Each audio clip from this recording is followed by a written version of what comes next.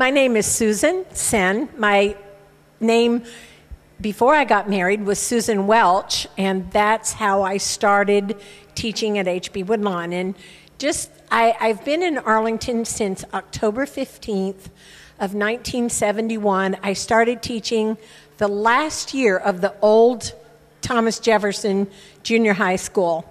Terrible year. Worst year of my life. I'd just come home from Peace Corps. It was just a terrible year. So I had applied to go to graduate school in Emory University in Atlanta. So I was reduction in force at the end of that year. So I thought, oh, this is perfect. I'll go take my chemistry class and I'll go off to Atlanta. About that time, Don Brandy called, and he's the principal, and he said, I've got a proposal for you. And I believe, honestly, that he recruited me because I had been in Peace Corps. I think that gave me a little leg up, kind of, on any competition. He was just trying out there beating the bushes. So I started teaching, and I tell you, the one thing about teaching that first year at Hoffman Boston was flexibility. It was like, oh my God, it was chaos. We didn't know what we were doing. The kids didn't know what they were doing.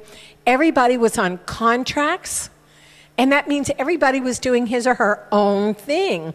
And so a kid would come to me and say, okay, today I want to study Ferris wheels. Okay. We had one student, actually, who did dirigibles. He loved dirigibles, so that's what he studied the whole year. He was there as dirigibles.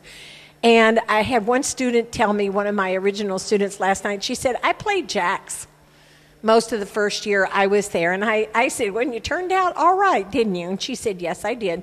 But that first year at Hoffman Boston was, I just think back on that. And things changed a lot. We sort of got our act together by the time the second year came along. But just to let you know that I've lived and worked in Arlington since 1971. So that's been quite a history, basically.